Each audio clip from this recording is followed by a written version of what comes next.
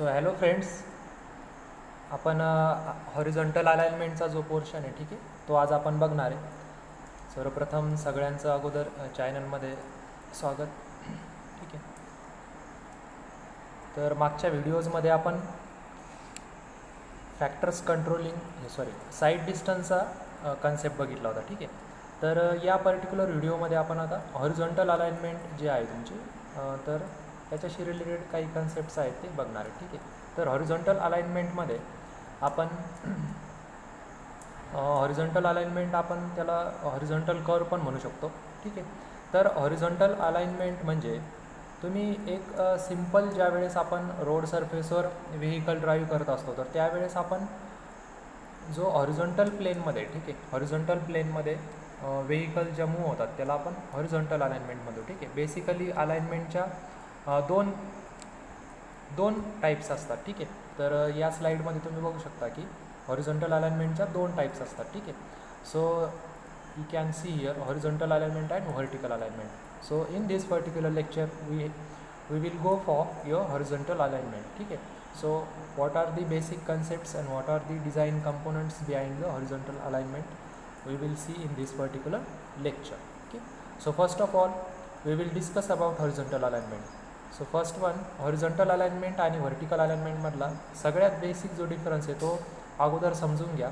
त्यानंतर तुम्हाला vertical alignment आपण नेक्स्ट लेक्चरमध्ये डिस्कस करणार आहे. तर ह्या पर्टिक्युलर लेक्चरमध्ये आपण हॉरिझॉन्टल अलाइनमेंटसाठी जातो आहे. ठीक आहे, तर बघा या स्लाईडमध्ये तुम्ही बघू शकता की हॉरिझॉन्टल अलाइनमेंट ही फक्त एका प्लेन सरफेस किंवा एक प्लेन सरफेसमध्ये अवेलेबल असतं. ठीक आहे, आणि व्हर्टिकल अलाइनमेंट ही ग्रॅडियंट्समध्ये किंवा स्लोप्समध्ये अवेलेबल असते. तर या ठिकाणी जर तुम्ही या स्लाईडमध्ये बघताल तर हा जो ट्रायंगल पोर्शन आहे ठीक आहे, ट्रायंगल त्यानंतर सर्कल आणि त्यानंतर स्टार. तर ही जी लाईन तुम्ही जर कनेक्ट केली तर तुम्हाला हॉरिझॉन्टल अलाइनमेंट शो होते. आणि ही जी लाईन तयार होते ट्रायंगल, सर्क्युलर आणि स्टारसोबत, तर ती जर तुम्ही ग्रॅडियंटमध्ये किंवा स्लोपमध्ये कनेक्ट केली ठीक आहे, तर त्यावेळेस जर ग्रॅडियंट चेंज होत असेल तुमच्या रोड सरफेसचा ठीक आहे, जो स्लोप आहे ग्राउंडचा तो जर चेंज होत असेल तर त्यावेळेस तुम्ही त्या पर्टिक्युलर अलाइनमेंटला व्हर्टिकल अलाइनमेंट म्हणताय. आणि हॉरिझॉन्टल अलाइनमेंटमध्ये हे जे तिन्ही पण कंपोनंट्स आहेत इथं ट्रायंगल, सर्कल आणि स्टार, तर हे याच्यामध्ये ग्रॅडियंट येणार नाही किंवा स्लोप येणार नाही, एका स्ट्रेट लाईनमध्ये फ्लो होणार आहेत. तर या प्रकारच्या अलाइनमेंटला तुम्ही हॉरिझॉन्टल अलाइनमेंट म्हणणार आहे. ज्या ठिकाणी ग्रॅडियंट किंवा स्लोप येणार आहे त्या केसेसमध्ये तुम्ही त्याला व्हर्टिकल अलाइनमेंट म्हणणार आहे. ठीक आहे, देन हॉरिझॉन्टल अलाइनमेंटमध्ये आपण हॉरिझॉन्टल अलाइनमेंटची जी डिझाईन असते ठीक आहे, त्याच्यामध्ये जे एलिमेंट्स असतात म्हणजे कोणकोणते डिझाईन एलिमेंट्स आपल्याला कन्सिडर करावं लागतात ज्यावेळेस आपण हॉरिझॉन्टल अलाइनमेंट डिझाईन करत असतो. तर त्याच्यामध्ये सगळ्यात पहिला जो फॅक्टर असतो हॉरिझॉन्टल अलाइनमेंट डिझाईन करता वेळेस पहिला असतो डिझाईन स्पीड. ठीक आहे, व्हेकलची जी स्पीड असते आपली ती डिझाईन स्पीड किती पाहिजे, कोणकोणत्या कॅटेगरीनुसार ती किती पाहिजे, रोड कॅटेगरीनुसार, त्यानंतर टेरेननुसार. ठीक आहे, तर ते सुद्धा आपण समोर बघणार आहे. त्यानंतर second component horizontal curve, then super elevation, then transition curve and then widening of pavement. ठीक आहे, सो नेक्स्ट आता बेसिकली तुम्ही ह्या स्लाईडमध्ये इथं आपण स्पीड, व्हेलॉसिटी अँड ॲक्सेलरेशन ह्या ज्या तीन टर्म्स आहेत ठीक आहे, ह्या सायमल्टेनियसली सारख्याच वाटतात, परंतु याच्यामध्ये बेसिक डिफरन्स तुम्ही इथं स्लाईडमध्ये बघू शकता. ठीक आहे, तर स्पीड म्हणजे एका पर्टिक्युलर तुम्ही किती स्पीडवर व्हेकल चालवत आहे, किती व्हेलॉसिटीवर तुमचं व्हेकल रन करताय, तर त्या पर्टिक्युलर व्हेलॉसिटीला तुम्ही स्पीड म्हणणार आहे. ठीक आहे, डिस्टन्स डिवायडेड बाय टाईम. ठीक आहे, ही जी क्वांटिटी आहे तर ही क्वांटिटी याच्यामध्ये तुमची डायरेक्शन कन्सिडर नाही करणार आहे. ठीक आहे, तर डायरेक्शन कन्सिडर नाही करणार आहे स्पीडमध्ये. त्यानंतर जी व्हेलॉसिटी असते तर व्हेलॉसिटी ही सुद्धा स्पीडच आहे, पण याच्यामध्ये तुम्ही डायरेक्शन कन्सिडर करता. ठीक आहे, so it is called as velocity. ठीक आहे, डायरेक्शन जर कन्सिडर करताय तर त्याला आपण व्हेलॉसिटी म्हणणार आणि स्पीडमध्ये आपण डायरेक्शन कन्सिडर नाही करणार आहे. ठीक आहे, आणि ॲक्सेलरेशन जे आहे तर ॲक्सेलरेशन म्हणजे change in speed, either in slowing down the vehicle or deaccelerating the vehicle और स्पीडिंग ऑफ द व्हेकल. ठीक आहे, ज्यावेळेस आपण व्हेकलची स्पीड कमी करतो किंवा जास्त करतो, ठीक आहे. म्हणजेच ज्यावेळेस आपण ॲक्सलरेट करतो, म्हणजेच काय करतो आहे आपण, व्हेकल हे स्पीड अप करतो आहे, स्पीड ॲक्सलरेट करतो आहे, म्हणजे स्पीड इन्क्रीज करतो आहे, ठीक आहे. तर मग स्पीड इन्क्रीज करता वेळेस किंवा मग ज्यावेळेस आपण व्हेकल डिॲक्सलरेट करतो आहे, स्पीड कमी करतो आहे, तर त्या केसमध्ये सुद्धा आपण आता बेसिकली आपण ज्यावेळेस आपल्याला डायरेक्शन चेंज करायचे असते ड्राईव्ह करता वेळेस, तर मग डायरेक्शन चेंज करता वेळेस आपण बेसिकली आपलं व्हेकल हे डिॲक्सलरेट करतो, म्हणजे थोडीशी स्पीड कमी करून घेतो. तर त्यावेळेससुद्धा आपल्याला डायरेक्शन चेंज करायची असते. तर मग ह्या डायरेक्शन चेंज करता वेळेस जे आपण डिॲक्सेलरेशन करतो आहे, तर त्यावेळेस आपण स्पीड ऑब्व्हियसली चेंज करणार आहे, ठीक आहे. तर ही जी स्पीड चेंज होती आपली ॲक्सेलरेशनच्या वेळेस किंवा मग डिॲक्सेलरेशनच्या वेळेस आणि रिगार्डिंग विथ युअर डायरेक्शन, तर त्यावेळेस जी स्पीड आपण चेंज करतो आहे त्या पर्टिक्युलर स्पीडला आपण ॲक्सेलरेशन म्हणणार आहे, ठीक आहे. तर हा बेसिक डिफरन्स आहे तुमचा स्पीड, व्हेलॉसिटी आणि ॲक्सेलरेशन या तिन्ही टर्ममधला, ठीक आहे. स्पीडमध्ये तुम्ही डायरेक्शन कन्सिडर नाही करणार, त्यानंतर व्हेलॉसिटीमध्ये डायरेक्शन कन्सिडर करता आणि ॲक्सेलरेशनमध्ये डायरेक्शन पण कन्सिडर करता आणि स्पीडमध्ये तुम्ही व्हॅरिएशन ठेवता, ठीक आहे. त्यावेळेस तुम्ही त्या पर्टिक्युलर स्पीडला ॲक्सेलरेशन म्हणता, ठीक आहे. त्यानंतर आता हॉरिझॉन्टल अलाइनमेंटची डिझाईन करता वेळेस सगळ्यात इम्पॉर्टंट कोणतं फॅक्टर असेल तर तुमचं डिझाईन स्पीड, ठीक आहे. तर डिझाईन स्पीडला सिम्पली डिफाईन करू शकता की highest continuous speed at which individual vehicle can travel, ठीक आहे. Individual vehicle can travel with safety. तर with the help of safety you can drive your vehicle, ठीक आहे. तर त्या पर्टिक्युलर स्पीडला तुम्ही डिझाईन स्पीड म्हणताय, ठीक आहे. तर आपण जनरली डिझाईन स्पीडचे बोर्ड्स वगैरे ज्या स्पीड लिमिट लावलेलं असतात रोड साईडवर, ठीक आहे. तर या डेली रुटीनमध्ये आपण बऱ्याच वेळेस बघितलेल्या असतील, तर ठीक आहे. तर ती जी स्पीड लिमिट असते त्या पर्टिक्युलर स्पीड लिमिटला आपण डिझाईन स्पीड म्हणतो आहे. तर डिझाईन स्पीड म्हणजेच काय की हायेस्ट कंटिन्युअस स्पीड, ठीक आहे. म्हणजे हायेस्ट जी स्पीड आपण म्हणजे विथ त्या स्पीडसोबत आपण व्हेकल हे ड्राईव्ह करू शकतो विथ सेफ्टी, ठीक आहे. तर त्या पर्टिक्युलर हाय स्पीडला आपण डिझाईन स्पीड म्हणणार आहे. त्यानंतर design speed is different from the legal speed limit which is the speed limit impose to control a common tendency of driver to travel beyond and accepted safe speed, ठीक आहे. तर safe स्पीडला सुद्धा आपण design speed म्हणू शकतो, ठीक आहे. एक लिगल स्पीड जे असते, ठीक आहे. लिगल स्पीड आणि डिझाईन स्पीड याच्यामध्ये डिफरन्स आहे, ठीक आहे. तर लिगल स्पीड म्हणजे काय असतं सॉरी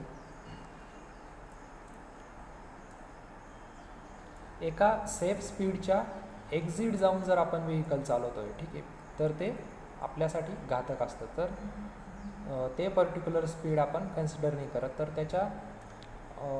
त्याच्या एका सेफ झोनमध्ये आपण व्हेकल ड्राईव्ह करतो, तर त्या पर्टिक्युलर स्पीडला आपण डिझाईन स्पीड म्हणणार, ठीक आहे. तर बघा डिझाईन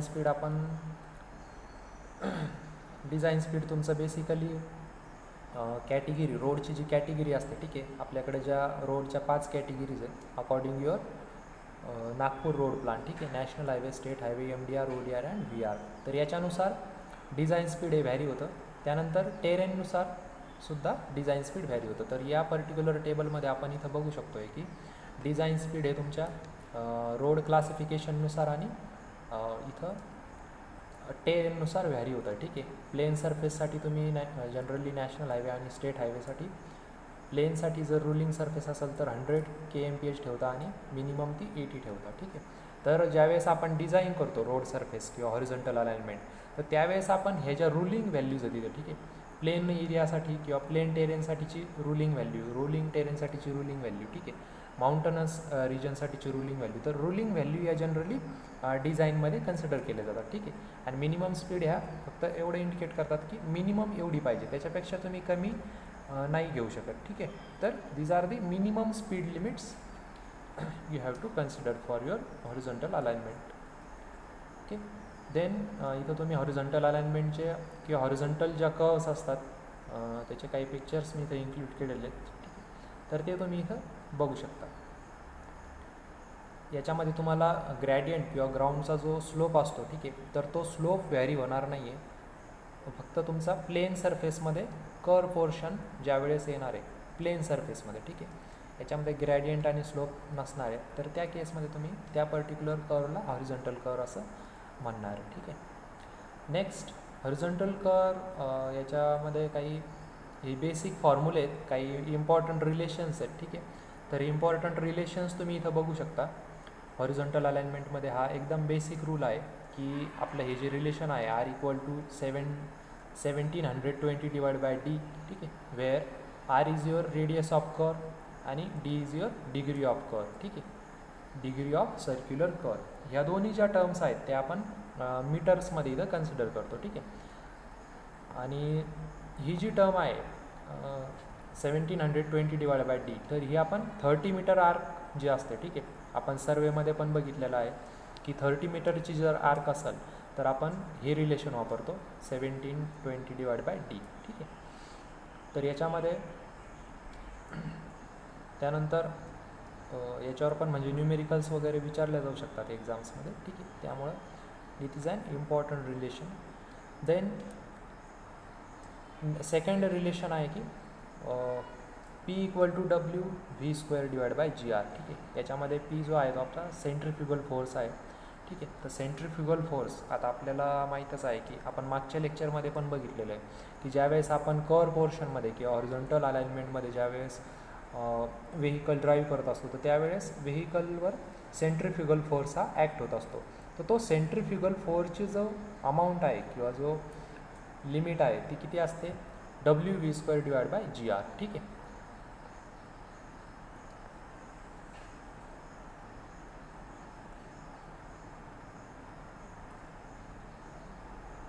याच्यामध्ये W म्हणजे वेट ऑफ व्हेकल, ठीक आहे. आता वेट ऑफ व्हेकल जे आहे तर आपण ते mg पण घेऊ शकतो त्याला, W = mg, ठीक आहे. Where m will be your mass of your vehicle, ठीक आहे. And g will be your acceleration due to gravity, ठीक आहे. It will be as 9.8 metre per second squared, ठीक आहे. त्यानंतर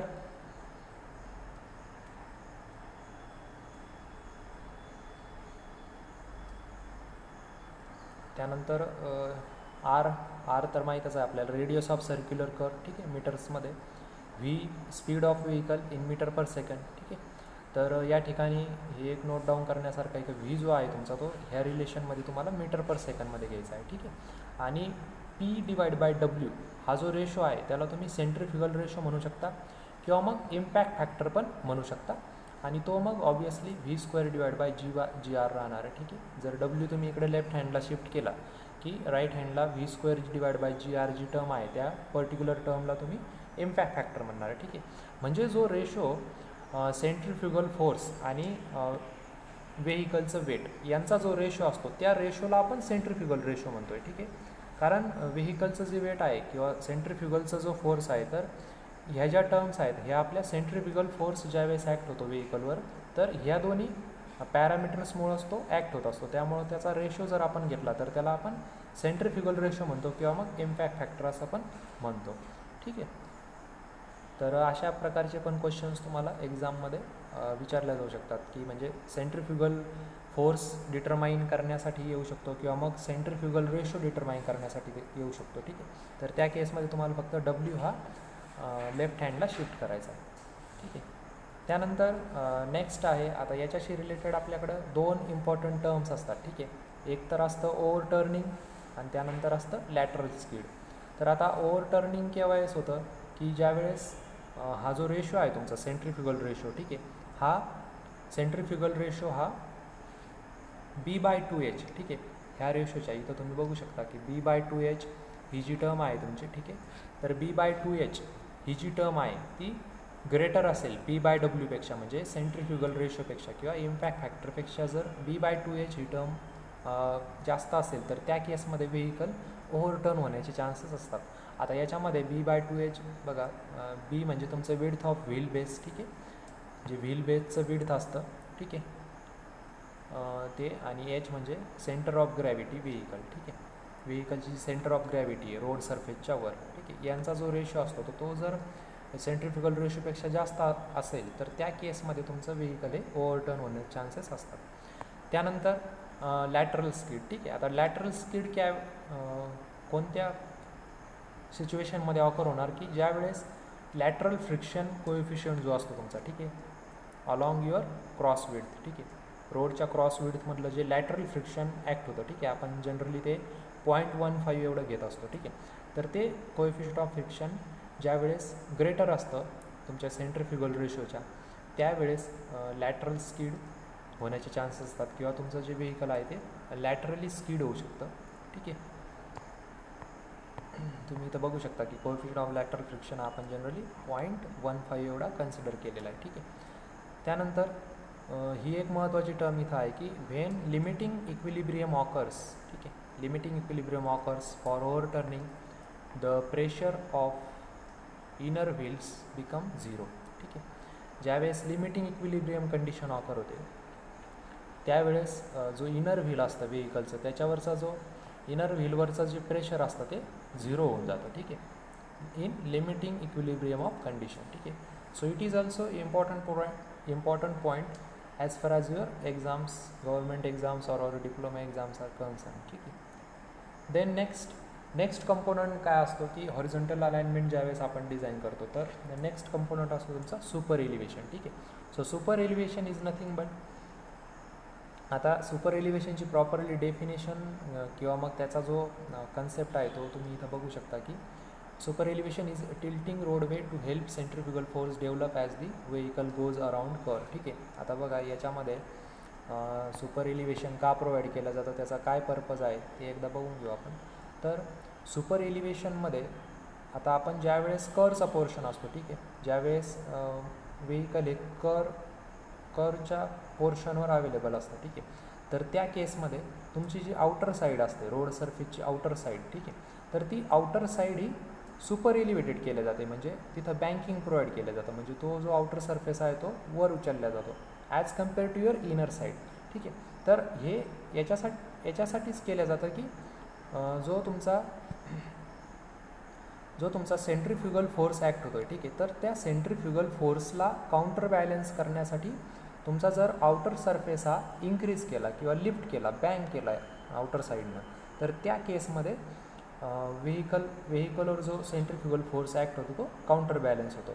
तर त्या पर्पजसाठी तुम्ही सुपर एलिव्हेशन किंवा त्याला आपण कांट पण म्हणतो किंवा मग त्याला बँकिंग पण म्हटलं जातं. तर याचा बेसिकली हा पर्पज असतो, ठीक आहे. त्यानंतर जर तुम्ही सुपर एलिव्हेशन अवेलेबल करून दिलं रोड सरफेसवर तर त्या केसमध्ये व्हेकल हे एका स्मूथ वेमध्ये ट्रॅव्हल होऊ शकतं, ठीक आहे. तुम्ही इथं पण बघू शकता की हा जो सरफेस आहे पर्टिक्युलरली हा सरफेस इकडे बँक केलेला आहे, ठीक आहे, सुपर एलिव्हेटेड केलेला आहे, ठीक आहे, as compare to this part. This is your inner edge and this is your outer edge, ठीक आहे. तर ह्या आउटर एजचा जो पार्ट आहे तो इन्क्रीज केलेला आहे, बँक केलेला आहे, त्यालाच तुम्ही सुपर एलिव्हेटेड पोर्शन म्हणता किंवा सुपर एलिव्हेशन म्हणता, ठीक आहे. त्यानंतर तुम्ही सुपर एलिव्हेशनची जर प्रॉपर डेफिनेशन बघितली तर सुपर एलिव्हेशनची प्रॉपर डेफिनेशन तुम्ही रीड आउट करू शकता, ठीक आहे. The height through which the outer edge of the road और rail is raise to the counter balance the centrifugal force, ठीक आहे. जी आउटर एज असते तुमची ती वर उचलल्या जाते किंवा रेलमध्ये पण ज्या वेळेस तुम्ही बघितलं असाल की आउटर एज आहे ती जर सेंट्रिफ्युगल फोर्सला काउंटर बॅलन्स करण्यासाठी वर उचललेली असेल तर त्या पर्टिक्युलर पोर्शनला तुम्ही सुपर एलिव्हेशन म्हणता किंवा कांट असं म्हणता, ठीक आहे. तर सुपर एलिव्हेशनचे जे इक्वेशन्स आहेत म्हणजे सुपर एलिव्हेशन डिटरमाइन करण्यासाठी बेसिकली 2 इक्वेशन असतात. आता यामध्ये आपल्याला दोन्ही केसमध्ये इक्वेशन्स अवेलेबल आहेत, ठीक आहे. म्हणजे रोड सरफेससाठी सुद्धा आहे आणि रेल सरफेससाठी, ठीक आहे. तर रोड सरफेससाठी आपण सुपर एलिव्हेशन BV²/GR ह्या रिलेशननी वापरतो. त्याच्यामध्ये बी जो आहे तो तुमची विड्थ आहे, ठीक आहे, रोडची जी विड्थ असणार आहे. आता रोडची विड्थ तुमच्या लेन्सवर डिपेंड आहे किंवा मग कॅटेगरीवर डिपेंड राहणार आहे, ठीक आहे. त्यानंतर व्ही म्हणजे डिझाईन स्पीड असतं व्हेकलचं, G is your acceleration due to gravity and R will be your radius of curve, ठीक. For same super elevation rail पोर्शनसाठी किंवा रेल्वेसाठी जे आपण कन्सिडर करतो त्याच्यामध्ये GV²/GR राहणार आहे, ठीक आहे. तर याच्यामध्ये फक्त बी आणि जीचाच डिफरन्स आहे. याच्यामध्ये जो जी आहे तो तुमचा गेज राहणार आहे, ठीक आहे. जो गेज असतो तुमचा तर तो गेज इथं व्हॅरी होणार आहे. ठीक आहे. तर गेज आपला ह्याच्यानुसार व्हॅरी होतो. तुमचा जो ट्रॅक असतो, रेल्वेचा जो ट्रॅक असतो, त्याची जी दोन्ही ज्या रेल्स टाकलेल्या असतात. ठीक आहे. This is your I section जो असतो तुमचा, त्याला तुम्ही रेल म्हणता. ठीक आहे. तर ह्या आय सेक्शनमधलं हे जे डिफरन्स आहे, हा जो डिस्टन्स असतो त्याला तुम्ही जनरली गेज म्हटलेला आहे. तर हा गेज व्हॅरी होतो. ठीक आहे, according to your gauge types. ठीक आहे. तर पहिला असतो ब्रॉड गेज, त्यानंतर मीटर गेज आणि नॅरो गेज. ठीक आहे. तर त्याच्या व्हॅल्यूज पण तुम्ही बघितलेला असताल की ब्रॉड गेजची व्हॅल्यू 1.67 मीटर असते. ठीक आहे. ब्रॉड गेज वाटल्यास आपण इथं नोट डाऊन करू. ब्रॉड गेज ही 1.67 मीटर असते. ठीक आहे. मीटर गेज म्हणजे 1 मीटर. ठीक आहे, त्याच्यामध्येच येते.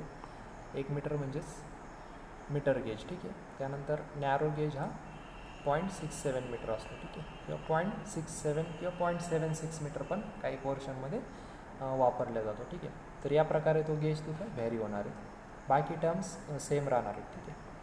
त्यानंतर तुम्ही सुपर एलिव्हेशनचा फॉर्म्युला जर बघितला, ठीक आहे, तर सुपर एलिव्हेशनचा जो फॉर्म्युला आहे तो पण तुम्ही इथं बघू शकता.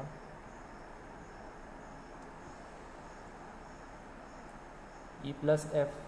ठीक आहे. E+F equal to V²/127R. ठीक आहे. यामध्ये ई म्हणजे तुमचं सुपर एलिव्हेशन आहे. ठीक आहे, किंवा बँकिंग, किंवा मग त्याला कांट पण म्हणतात. ठीक आहे. सुपर एलिव्हेशनला कांट पण म्हणतात किंवा बँकिंग पण म्हणतात. त्याला तुम्ही स्मॉल ईने इंडिकेट करता. त्यानंतर स्मॉल एफ म्हणजे फ्रिक्शन, लॅटरल फ्रिक्शन. ठीक आहे, जे along the your cross surface act होतं. ठीक आहे. अलॉंग दी विड्थ म्हणजे रोडची जी विड्थ असते त्याच्या अलॉंग ते ॲक्ट होणारं जे फ्रिक्शन असतं त्याला तुम्ही लॅटरल फ्रिक्शन म्हणता किंवा मग स्किड फ्रिक्शन म्हणता. ठीक आहे. तर ते तुम्ही V²/127R या फॉर्म्युल्यानुसार तुम्ही ते सुपर एलिव्हेशन कॅल्क्युलेट करू शकता. ठीक आहे. आता बघा, ज्यावेळेस तुम्हाला सुपर एलिव्हेशन पोर्शन ज्यावेळेस 0.75 V केव्हा घेतो आपण, ज्यावेळेस तुम्हाला डिझाईन सुपर एलिव्हेशन कॅल्क्युलेट करायचं असतं किंवा मॅक्सिमम सुपर एलिव्हेशन कॅल्क्युलेट करायचं असतं. ठीक आहे. म्हणजे आपण ज्यावेळेस व्हेकल ड्राईव्ह करतो रोड सरफेसवर, ठीक आहे, तर तुम्ही जे डिझाईन स्पीड असतात ते पूर्णच्या पूर्ण डिझाईन स्पीडसोबत व्हेकल ट्रॅव्हल होईलच. तर हे प्रत्येक ठिकाणी किंवा मग प्रत्येक वेळी शक्य नसतं. तर मग त्या केसमध्ये जो डिझाईन स्पीड आहे तो 75% तुम्ही कन्सिडर केलेला असतो. ठीक आहे. मग त्यामुळे त्याला डिझाईन स्पीड म्हटलेलं आहे किंवा मग डिझाईन सुपर एलिव्हेशन असं पण म्हटलेलं जातं. ठीक आहे. तर त्या केसमध्ये जो तुमचा एफ असतो, लॅटरल फ्रिक्शन असतो, तो 0 असतो आणि डिझाईन स्पीड हे 75% एवढंच कन्सिडर केलं जातं. तर त्याला तुम्ही डिझाईन सुपर एलिव्हेशन म्हणता. ठीक आहे. तर त्या केसमध्ये जर तुम्ही कॅल्क्युलेट केलं सुपर एलिव्हेशन, तर त्या केसमध्ये लॅटरल फ्रिक्शन जे आहे ते 0 होऊन जातं आणि हे जर कॅल्क्युलेट केलं तुम्ही तर तुम्हाला हे रिलेशन तिथं तुम्ही कन्सिडर करू शकता. ठीक आहे. V²/225R. तर डिझाईन सुपर एलिव्हेशन जर तुम्हाला न्यूमेरिकलमध्ये विचारलं तर तुम्ही डायरेक्टली E=V²/225R हा यूज करू शकता. ठीक आहे. आणि जर तुम्हाला लॅटरल फ्रिक्शनसोबत विचारलं आहे तर त्या केसमध्ये तुम्ही मग लॅटरल फ्रिक्शन त्यामध्ये ॲड करू शकता आणि त्याचा फॉर्म्युला E+F = V²/127R. ठीक आहे, एवढा राहणार आहे. आणि डिझाईन सुपर एलिव्हेशनचा V²/225R. ठीक आहे. So these both relations are important as far as your numericals are concern on the basis of super elevation. ठीक आहे. तर सुपर एलिव्हेशनचा जो पोर्शन आहे तुम्ही तो इथं स्लाईड्समध्ये बघू शकता की हा जो एलिव्हेटेड पोर्शन आहे. ठीक आहे. तर आता या पर्टिक्युलर स्लाईडमध्ये हा जो ट्रक आहे त्याला राईट हँडकडून ज्यावेळेस ती इकडं मूव्ह होणार आहे तर त्यावेळेस जो काउंटर बॅलन्स फोर्स ॲक्ट होणार आहे राईट साईडला, सेंट्रिफ्युगल फोर्स जो ॲक्ट होणार आहे तो काउंटर बॅलन्स होण्यासाठी हा एलिव्हेटेड पोर्शन प्रोव्हाइड केला जातो. तर यालाच तुम्ही सुपर एलिव्हेशन वगैरे म्हटलेलं आहे. ठीक आहे. त्यानंतर सुपर एलिव्हेशनच्या ह्या काही टर्म्स आहेत. ठीक आहे. तर या टर्म्स आपण वर पण डिस्कस केलेल्या आहेत. ठीक आहे. तर याच्यामध्ये ॲक्च्युली हे जे सुपर एलिव्हेशनचे जे न्यूमेरिकल्स आहेत, ठीक आहे, ते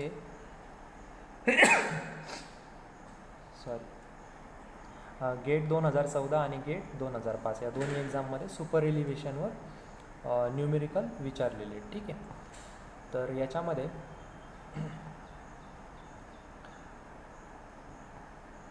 बघा तुम्ही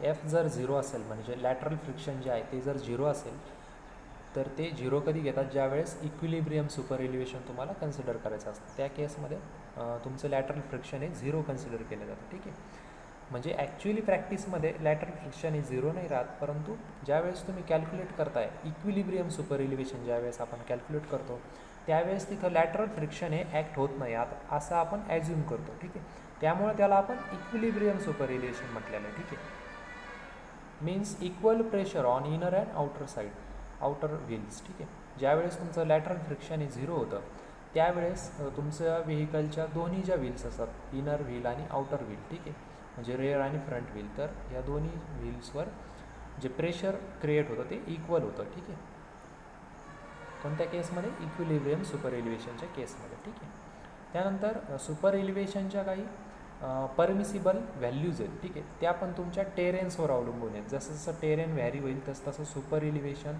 जो आपण मॅक्सिमम परमिट केलेला असतो तो व्हॅरी होतो. ठीक आहे, तर तुम्ही इथं बघू शकता की प्लेन आणि रोलिंग टेरेन, ठीक आहे, किंवा मग हिल जो एरिया असतो त्याच्यामध्ये स्नोफॉल वगैरे होत असेल तर त्या केसमध्ये तुम्ही जो मॅक्सिमम तुमचा सुपर एलिव्हेशन आहे तो 7% प्रोव्हाइड करू शकता. ठीक आहे, तर त्याला तुम्ही जर रेशोमध्ये लिहिलं तर त्याला तुम्ही 1:150 असं पण म्हणू शकता. त्याच्यामध्ये 1 हा व्हर्टिकल पोर्शन असतो, 150 हा तुमचा हॉरिझॉन्टल पोर्शन असतो. ठीक आहे, त्यानंतर माउंटनस किंवा हिली जो एरिया असतो किंवा मग स्टीप एरिया असतो. ठीक आहे, तर त्या केसमध्ये तुम्ही मॅक्सिमम सुपर एलिव्हेशन हा 10% प्रोव्हाइड करू शकता. ठीक आहे, आपण जनरली बघतो की माउंटनस जो रोड असतो म्हणजे घाट रोड जो असतो, ठीक आहे, त्या केसमध्ये सुपर एलिव्हेशन हा जास्त कन्सिडर केलेला असतो. ठीक आहे, तर त्यामुळं आपण तो 10% एवढा कन्सिडर केलेला आहे. ठीक आहे, त्याला तुम्ही 10/100 रेशोमध्ये जर लिहित असाल तर 10/100 असं पण लिहू शकता किंवा मग 1:10 असं पण लिहू शकता. ठीक आहे, त्यानंतर बिल्टअप एरिया किंवा मग अर्बन रोड्स जे असतात, ठीक आहे, जे सिटी रोड्स असतात. ठीक आहे, सिटी रोड्समध्ये सुपर एलिव्हेशन हे जनरली 4% प्रोव्हाइड केलेलं असतं. ठीक आहे, तर याच्यावर पण बऱ्याच वेळेस क्वेश्चन्स वगैरे विचारू शकतात तुम्हाला गव्हर्मेंट एक्झाम्समध्ये किंवा मग डिप्लोमाच्या पेपरमध्ये. ठीक आहे, त्यानंतर इथं आणखी एक रिलेशन आपण बघणार आहे त्याच्यामध्ये राईज. ठीक आहे, तर बऱ्याचदा एक्झाम्समध्ये राईज डिटरमाइन करण्यासाठी न्यूमेरिकल्स विचारलेले. ठीक आहे, याच्यामध्ये बघा एकच कन्फ्युजन आहे की राईज जो आहे तो तुम्ही राईज म्हणजे काय? Super elevated height. ठीक आहे, जे सुपर एलिव्हेशन आहे त्यालाच तुम्ही राईज म्हणताय. ठीक आहे, तर सुपर एलिव्हेटेड हाईट जर विचारली तुम्हाला म्हणजे जी राईट साईडची जी हाईट आहे, ठीक आहे, जो राईज आहे तुमचा तो जर विचारला, ती जर हाईट विचारली तर ती जर इनर एजसोबत विचारलेली आहे. ठीक आहे, म्हणजे मी इथं ड्रॉ करून टाकतो. समजा पोर्शन आहे तुमचा,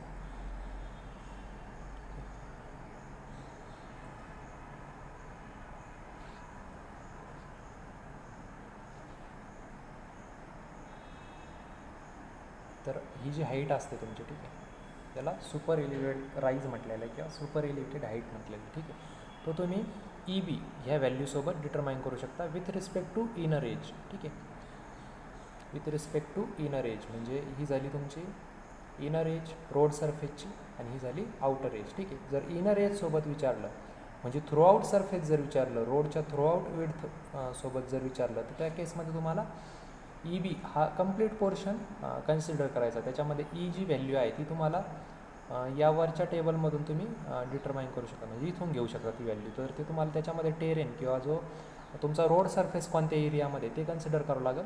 त्याच्यामुळे ह्या व्हॅल्यूज तिथं तुम्हाला उपयोगी ठरतात. तर इथून तुम्ही ईची व्हॅल्यू कन्सिडर करू शकता. ठीक आहे, आणि बी जो आहे तो तुमचा विड्थ राहील, पेवमेंटचा जो विड्थ आहे, रोडची जी विड्थ राहणार आहे तुमची, त्या पेवमेंटची कंप्लीट विड्थ तुम्हाला कन्सिडर करणं आहे. ठीक आहे, ज्यावेळेस तुम्हाला with respect to inner edge विचारलं आहे त्यावेळेस, आणि विथ रिस्पेक्ट टू सेंटर म्हणजे सेंटर लाईन जे असते रोड सरफेसची, जर सेंटर लाईनसोबत जर विचारलेलं असेल सुपररिलेटिव्ह हाईट, तर मग तुम्हाला त्या राईजला हाफ करावं लागेल. ठीक आहे, म्हणजेच त्याला 2नी तुम्ही डिवाईड करू शकता, त्या ऑलरेडी हाफ होऊन जाईल. ठीक आहे. त्यानंतर आपला नेक्स्ट जो पार्ट आहे तो वाईडनिंग ऑफ पेवमेंट. ठीक आहे. आता बघा एक्स्ट्रा वाईडनिंग जे आहे, ठीक आहे, वाईडनिंग ऑफ पेवमेंट हॉरिझॉन्टल कर्व्सवर काही केसेसमध्ये काय होतं की ज्यावेळेस मल्टी ॲक्सल व्हेकल्स ट्रॅव्हल करतात, म्हणजे तुमचे कंटेनर झाले, ट्रक्स झाले किंवा मग ट्रॅक्टर्स. ठीक आहे. तर हे जे मल्टी ॲक्सल व्हेकल्स ट्रॅव्हल करता वेळेस एक प्रॉब्लेम होतो की ज्यावेळेस त्यांना कर्व पोर्शनवरून मूव्ह करायचं असतं तर त्यावेळेस ते पूर्णपणे इझिली मूव्ह नाही होऊ शकत. ठीक आहे. तुम्ही इथं बघू शकता की या केसमध्ये हे बघा, इथं तुम्ही बघू शकता की जे रिअर व्हील असतं go out while the front wheel are within the pavement. ठीक आहे. हे तुमचे फ्रंट व्हील आहे. ठीक आहे. तर या केसमध्ये हे जे तुमचे फ्रंट रिअर व्हील आहे, ठीक आहे, तर हे रिअर व्हील तुमच्या पेवमेंटच्या बाहेर जात आहेत. ठीक आहे. ही पेवमेंटची लिमिट आहे तुमची, तर ह्या पेवमेंटच्या विड्थच्या बाहेर जात आहेत. तर त्या केसमध्ये मग तुम्हाला काय करावं लागतं की ही जी पेवमेंट आहे तुमची ती इन्क्रीज करून द्यावं लागते. हा जो पोर्शन आहे हा एक्स्ट्रा ॲड करावा लागतो तुमच्या पेवमेंटच्या विड्थमध्ये.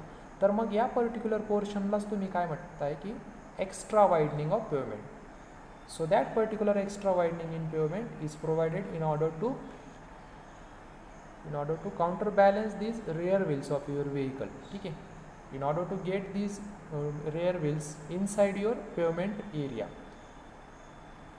हे दोन्ही जे व्हेकल बाहेर जातात तर पेवमेंटच्या बाहेर ते तुमच्या रोड सरफेसच्या आत यावात, त्याच्यासाठी हा जो एक्स्ट्रा विड्थ प्रोव्हाइड केलेला असतो त्यालाच तुम्ही एक्स्ट्रा विड्थ ऑफ पेवमेंट असं म्हणताय. ठीक आहे. तर तोच कन्सेप्ट आपण इथं वर बघतोय याच्यामध्ये. ठीक आहे. तर त्यासाठी तुम्ही इथं बघत असताल, हे बघा इथं तुम्ही बघू शकता की एक्स्ट्रा जी वाईडनिंग इथं प्रोव्हाइड केलेली. ठीक आहे. तर या एक्स्ट्रा वाईडनिंग ही त्यासाठीच प्रोव्हाइड केलेली असते. त्यानंतर कर्वचं जो पोर्शन असतो तिथंसुद्धा तुम्हाला एक्स्ट्रा वाईडनिंगची गरज भासते. ठीक आहे. त्यानंतर ऑन हॉरिझॉन्टल कर्व्स इस्पेशली बघा, आता ही जी एक्स्ट्रा वाईडनिंग आपल्याला प्रोव्हाइड करायची ती जनरली ज्यावेळेस रोडची जी रेडियस आहे तुमच्या रोडची रेडियस ती लेस दॅन 300 मीटर असते. ठीक आहे. लेस दॅन 300 मीटर असेल तर त्या केसमध्येच तुम्हाला एक्स्ट्रा विड्थ ऑफ पेवमेंट देण्याची गरज आहे. ठीक आहे. जर ऑलरेडी रोडची पेवमेंटची रोडची जी रेडियस आहे, ठीक आहे, ती रेडियस जर ऑलरेडी 300 मीटरपेक्षा जास्त असेल, ठीक आहे, आता रोडची जी रेडियस आहे ती तुम्ही कशी कन्सिडर करणार, तर इथं बघा आता जर तुम्ही इथं जर सेंट्रल पॉईंट घेतला, ठीक आहे, इथं जर सेंट्रल पॉईंट घेतला तुमचा तर ही झाली तुमची रेडियस. ठीक आहे. तर ही जर रेडियस ऑलरेडी 300 मीटरपेक्षा जास्त असेल, ठीक आहे, 300 मीटरपेक्षा जर जास्त असेल तर त्या केसमध्ये तुम्हाला एक्स्ट्रा वाईडनिंग प्रोव्हाइड करण्याची काय आवश्यकता नसते, कारण तेवढ्या पोर्शनमधून तुमचं मल्टी ॲक्सल व्हेकल हे इझिली पास होऊ शकतं किंवा टर्न होऊ शकतं. ठीक आहे. तुम्हाला फक्त एक्स्ट्रा वाईडनिंग कधी द्यायचं आहे की ज्यावेळेस तुमची जी रेडियस आहे ती 300 मीटरपेक्षा कमी आहे. ठीक आहे. So it is common to widen the pavement slightly more than the normal width. ठीक आहे. So you can say widening is needed for the following reasons. ठीक आहे. आपण जे डिस्कस केलं तेच यामध्ये सांगितलेलं आहे. ठीक आहे. तर याला तुम्ही ऑफ ट्रॅकिंग पण म्हणू शकता किंवा मग एक्स्ट्रा वाइडनिंग ऑफ पेवमेंट पण म्हणू शकता. ठीक आहे. आता बघा ऑफ ट्रॅकिंग जी आहे ती जनरली ऑफ ट्रॅकिंगची जी रेंज आहे ती तुम्ही या स्लाईडमध्ये इथं बघू शकता. ठीक आहे. जर रेडियस ऑफ कर्ववर डिपेंड असते की तुम्हाला किती ऑफ ट्रॅकिंग प्रोव्हाइड करायचं आहे किंवा मग किती जी पेवमेंटची जी एक्स्ट्रा विड्थ तुम्हाला किती ॲड करायची आहे तर ती तुमच्या रेडियसवर डिपेंड आहे. कर्वची जी रेडियस असणार आहे तुमची त्या कर्वच्या रेडियसवर डिपेंड आहे की एक्स्ट्रा विड्थ किती प्रोव्हाइड करायची आहे. त्यानंतर लेन्सवर पण डिपेंड आहे, किती लेन्स आहे, 2 लेन्स आहे, सिंगल लेन्स आहे. ठीक आहे. तर यामध्ये तुम्ही टेबल इथं बघू शकता की 20 मीटरपर्यंत जर रेडियस असेल कर्वची तर त्या केसमध्ये 2 लेन रोड सरफेस असेल तर 1.5 मीटर एवढा तुम्हाला ऑफ ट्रॅकिंग म्हणजेच एक्स्ट्रा विड्थ प्रोव्हाइड करायची. सिंगल लेनचा रोड सरफेस असेल तर 0.9 मीटर एवढी एक्स्ट्रा विड्थ तुम्हाला प्रोव्हाइड करायची जर रेडियस तुमची 20 मीटरपर्यंत असेल. ठीक आहे. त्यानंतर 20 ते 40 मीटरपर्यंत 1.5 आणि 0.6 मीटर तुम्ही कन्सिडर करू शकता. ठीक आहे. त्यानंतर 41 to 60 मीटरपर्यंत 1.2 अँड 0.6 मीटर. ठीक आहे. त्यानंतर 61 ते 100 मीटरपर्यंत जर 2 लेन रोड असेल तर त्या केसमध्येच तुम्हाला एक्स्ट्रा विड्थ प्रोव्हाइड करण्याची गरज आहे. आणि सिंगल लेनसाठी तुम्ही इथं एक्स्ट्रा विड्थ ही प्रोव्हाइड केल्या जात नाही जनरली. ठीक आहे. ज्यावेळेस सिंगल लेन रोड सरफेस असतो तर त्या केसमध्ये एक्स्ट्रा विड्थ प्रोव्हाइड करण्याची गरज नसते. ठीक आहे. त्यानंतर 300 मीटर बघा आपण जे वर डिस्कस केलं तर तेच इथं दिलेलं आहे की जर रेडियस रोड सरफेसची 300 मीटरपेक्षा जास्त असेल तर दोन्हीही लेन्सवर म्हणजे 2 लेन किंवा सिंगल लेन तर दोन्ही रोड सरफेसवर एक्स्ट्रा विड्थ प्रोव्हाइड करण्याची आवश्यकता भासत नाही. ठीक आहे. त्यामुळे त्यांना आपण नील म्हटलेलं आहे. ठीक आहे. So this is the extra width payment provided bye IRC department. ठीक आहे. त्यानंतर जर आपण एक्स्ट्रा जी वाईडनिंग प्रोव्हाइड करायची तर त्याच्यामध्ये आपण 2 गोष्टी कन्सिडर करतो आहे. ठीक आहे. त्याच्यामध्ये पहिलं असतं मेकॅनिकल वाईडनिंग आणि त्याला आपण ऑफ ट्रॅकिंग पण म्हणतो किंवा मग फिजिकल वाईडनिंग पण त्याला आपण म्हणू शकतो. ठीक आहे. आणि त्यानंतर असतं एक सायकॉलॉजिकल वाईडनिंग. ठीक आहे. आता मेकॅनिकल वाईडनिंग म्हणजे काय तर मेकॅनिकल वाईडनिंग ही तुमच्या मेकॅनिकलचा जो पार्ट आहे म्हणजे व्हेकलमध्ये आता मल्टी ॲक्सल जे व्हेकल्स असतात. ठीक आहे. तुमचे ट्रक्स आहे, कंटेनर्स आहे, ट्रॅक्टर आहे. ठीक आहे. तर यांचं जे मॅन्युफॅक्चरिंग असतं म्हणजे यांचा जो साईज असतो तो खूप हेवी असतो. तर त्यामुळं त्यांना जो टर्न पोर्शन असतो तुमचा रोड सरफेसचा तर टर्न पोर्शन ट्रॅव्हल करता वेळेस रेअर जे व्हील असतं मल्टी ॲक्सल व्हेकलचं तर ते रोडच्या विडच्या बाहेर चाललं जातं. ठीक आहे. टर्नच्या वेळेस तर मग ते रोडच्या विडच्या बाहेर न जावा त्यासाठी तुम्ही एक मेकॅनिकल वाईडनिंग किंवा ऑफ ट्रॅकिंगचा जो वाईडनिंग आहे ते प्रोव्हाइड केलं जातं.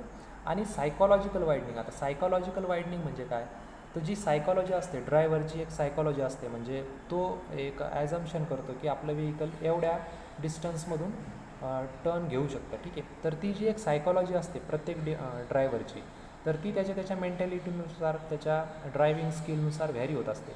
तर मग त्या लॉजिकनुसार एक मिनिमम वाईडनिंग किती प्रोव्हाइड करायला गेलं पाहिजे जेणेकरून त्याचा जो अंदाज आहे तो चुकणार नाही. ठीक आहे. तर त्याची जी रेंज आहे त्या पर्टिक्युलर वाईडनिंगला तुम्ही सायकॉलॉजिकल वाईडनिंग म्हणणार आहे. आणि मग ह्या ज्या 2 वाईडनिंग्स आहेत मेकॅनिकल वाईडनिंग ही तुमच्या व्हेकलच्या आकारामुळं तयार झालेली वाईडनिंग आहे आणि सायकॉलॉजिकल वाईडनिंग ही ड्रायव्हरच्या मेंटॅलिटीनुसार किंवा त्याच्या स्किल्सनुसार जे वाईडनिंग तुम्हाला प्रोव्हाइड करायचं ते आहे. ठीक आहे. तर या दोन्ही वाईडनिंग्स मिळून तुमचं कंप्लीट एक्स्ट्रा वाईडनिंग क्रिएट होतं. तर याच्यामध्ये तुम्ही इथं बघू शकता की मेकॅनिकल वाईडनिंग प्लस सायकॉलॉजिकल वाईडनिंग. तर त्यामध्ये मेकॅनिकल वाईडनिंगमध्ये तुम्ही काही वेळेस एक्झाम्समध्ये फक्त मेकॅनिकल वाईडनिंग डिटरमाइन करण्यासाठी विचारतात किंवा मग काही वेळेस फक्त सायकॉलॉजिकल वाईडनिंग डिटरमाइन करण्यासाठी विचारतात आणि काही वेळेस एक टोटल वाईडनिंग पण विचारतात. ठीक आहे. तर ते तुम्हाला इथं लक्षात ठेवायचं आहे की आपल्याला वाईडनिंग नेमकी कोणती विचारली आहे कंप्लीट वाईडनिंग विचारली की सायकॉलॉजिकल विचारली की मेकॅनिकल विचारली. मग त्या केसनुसारच तुम्ही हे फॉर्म्युले इथे यूज करू शकता. ठीक आहे. So you can go for your extra widening with this particular relation that is NL² divide by 2R.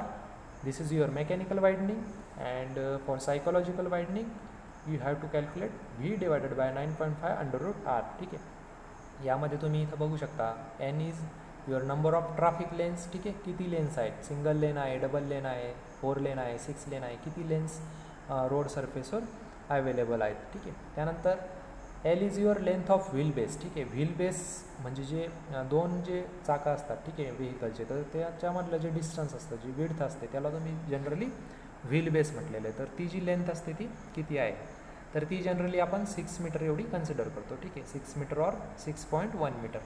त्यानंतर R is your radius of horizontal curve. ठीक आहे. ती पण आपल्याला मीटरमध्ये घ्यायची आहे. आणि finally V is your design speed in kmph. ठीक आहे. So with the help of this particular relation you can calculate your psychological widening as well as mechanical widening and if asked for your total extra widening then you have to add both these terms. Okay. So this is your extra widening part. ठीक आहे. त्यानंतर horizontal अलाइनमेंटमध्ये आपला पुढचा जो component आहे किंवा जो पुढचा एलिमेंट आहे तो आहे ट्रान्झिशन कर्व. ठीक आहे. तर ट्रान्झिशन कर बघा, आता ट्रान्झिशन करचा जो कन्सेप्ट आहे, ठीक आहे. सो ट्रान्झिशन कर इज अ कर ऑफ व्हॅरिंग रेडियस, ठीक आहे. आता जो आपला हा पोर्शन असतो, जो तुमचा हॉरिझॉन्टल करचा जो पोर्शन असतो, तो त्याच्यामध्ये जी रेडियस असते ती हे असते, म्हणजे सेम असते. आता इथं बघा, जो सर्क्युलर कर आहे तुमचा याच्यामध्ये, तर याची जी रेडियस आहे, इथून जर तुम्ही रेडियस कन्सिडर केली तर ही सगळी रेडियस ही सेम राहणार आहे, ठीक आहे. इथं पण आर आहे, इथं पण आर आहे आणि इथं पण आर आहे, ठीक आहे. तर यामुळं आपण त्याला सर्क्युलर कर म्हणतो आहे, कारण सर्कल जर तुम्ही क्रिएट केलं तर त्याची रेडियस ही सेम असते 360 अँगलमध्ये, त्यामुळं आपण त्याला सर्क्युलर कर म्हटलं आहे, ठीक आहे. ट्रान्झिशन करमध्ये हाच डिफरन्स आहे की तो ट्रान्झिशन कर इज ऑफ व्हॅरिंग रेडियस, ठीक आहे. त्याचा जो रेडियस असतो हा रेडियस व्हॅरी होतो आहे, इथून, ठीक आहे. इथून हा जो रेडियस असतो तो व्हॅरी होत जातो, त्यामुळं त्याला आपण ट्रान्झिशन कर म्हटलेलं आहे, ठीक आहे. त्यानंतर radius of such a curve varies from infinity to a certain fix value, ठीक आहे. एका इन्फिनिटीपासून ते सर्टन फिक्स व्हॅल्यूपर्यंत तो जो रेडियस आहे तो व्हॅरी होतो, ठीक आहे. तर यामध्ये तुम्ही बघू शकता की हा जो ग्रीन पोर्शन आहे या स्केचमध्ये तो तुमचा ट्रान्झिशन कर आहे, आणि ट्रान्झिशन कर is provided on your both sides of circular कर, ठीक आहे. त्यानंतर या स्लाइड्समध्ये तुम्ही बघू शकता, आणि इथं पण तुम्ही कन्सेप्ट समजू शकता की हा जर तुमचा सर्क्युलर पोर्शन असं आहे, ठीक आहे. हा पोर्शन जो आहे तुमचा सर्क्युलर पोर्शन आहे इथं, ठीक आहे. हा पोर्शन सर्क्युलर आहे, ठीक आहे. आणि हा तुमचा स्ट्रेट पोर्शन आहे, ठीक आहे. तर इथून तुम्ही व्हेकल मूव्ह करताय तर, आणि हा सर्क्युलर कर, ठीक आहे. तर या केसमध्ये ज्यावेळेस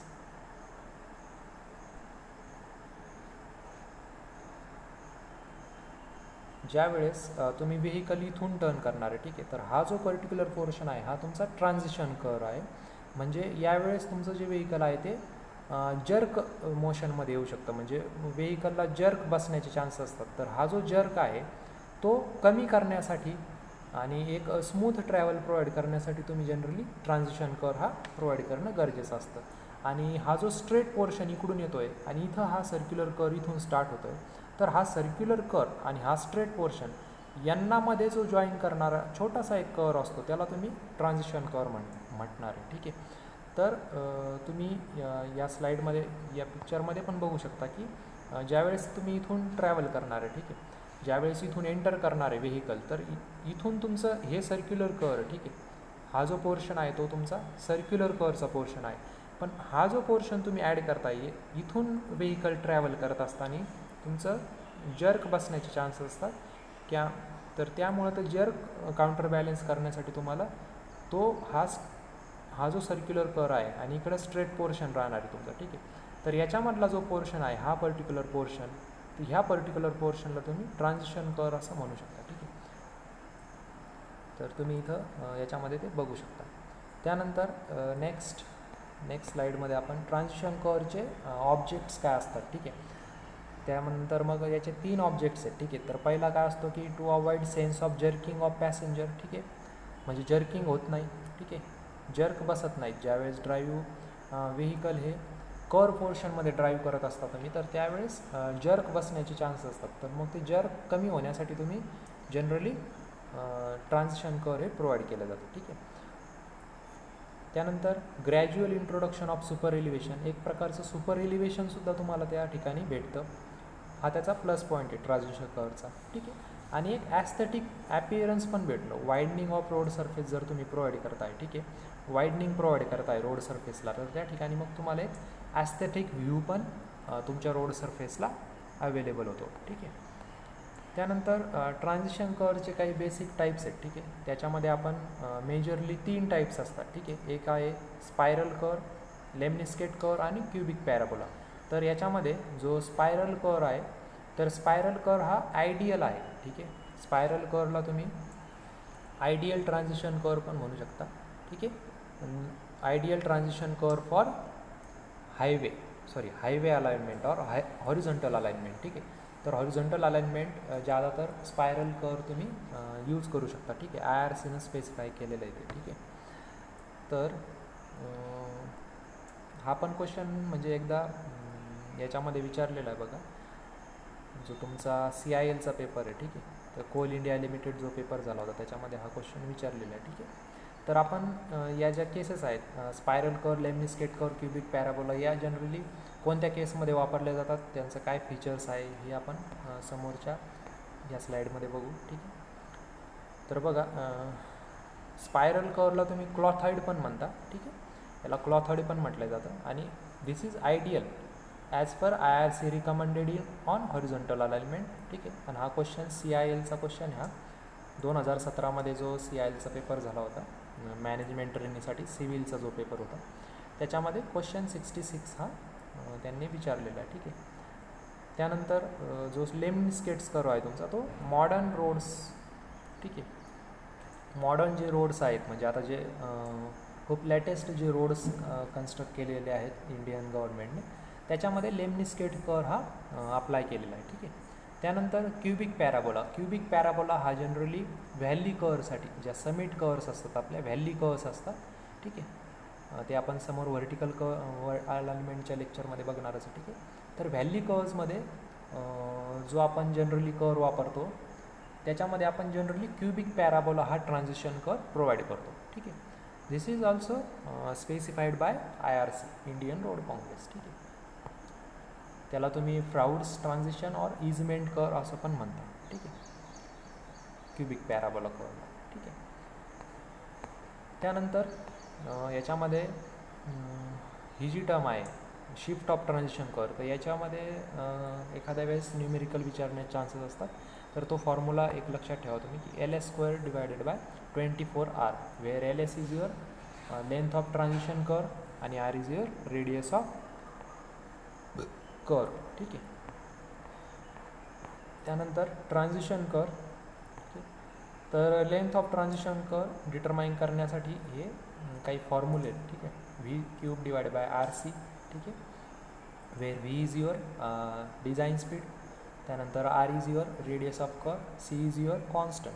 तर हा कॉन्स्टंट तुम्हाला 80 डिवायड बाय 75 प्लस V याप्रमाणे कन्सिडर करायचं आहे, ठीक आहे. आणि length of transition curve on basis of introduction of super elevation. आता सुपर एलिव्हेशन जर तुम्ही ट्रान्झिशन कर्व प्रोव्हाइड करत असताल तर त्या केसमध्ये मग तुम्हाला L कसा डिटरमाइन करायचा आहे तुमचा, ही दुसरी कंडिशन आहे, ठीक आहे, ही पहिली कंडिशन आहे. अशा 3 कंडिशन आपल्याला बघायच्या आहेत. तर त्या 3 कंडिशनमध्ये जी तुमची मॅक्सिमम व्हॅल्यू येते, ती मॅक्सिमम येणारी व्हॅल्यू तुम्हाला रोड कन्स्ट्रक्शनमध्ये अप्लाय करावं लागतं, ठीक आहे, ज्यावेळेस तुम्ही ट्रान्झिशन कर्व प्रोव्हाइड करत असता, ठीक.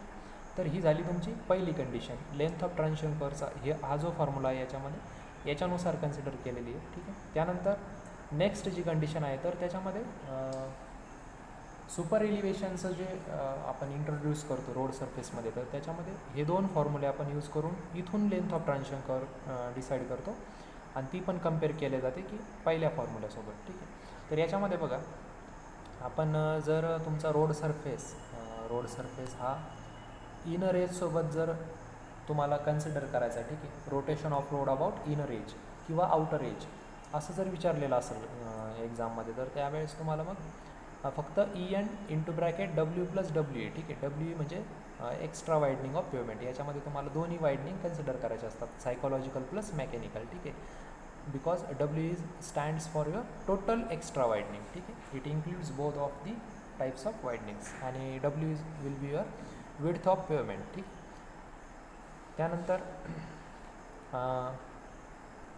त्यानंतर जर रोटेशन अबाउट सेंटर जर विचारलं तुम्हाला, ठीक आहे, rotation of road about the centre लाईनसोबत जर विचारलं तर त्या टर्मला तुम्ही हाफ करायचं आहे फक्त, ठीक आहे.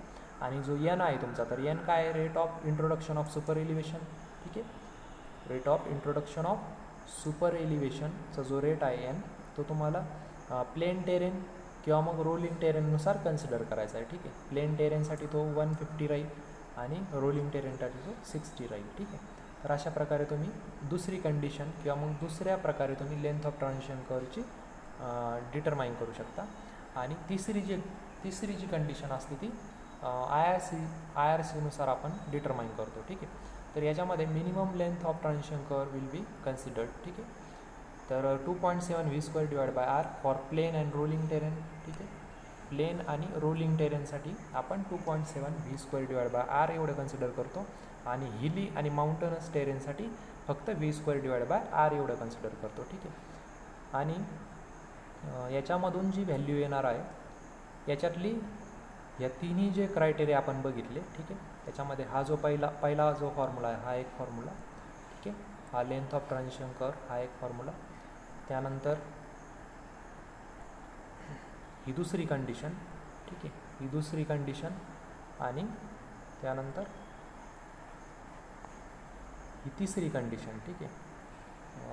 IRCचे जे इम्पेरिकल फॉर्म्युले आहेत तर ह्या 2 इम्पेरिकल फॉर्म्युल्यामध्ये कधून त्या तिन्ही व्हॅल्यू आपण डिटरमाइन करणार आणि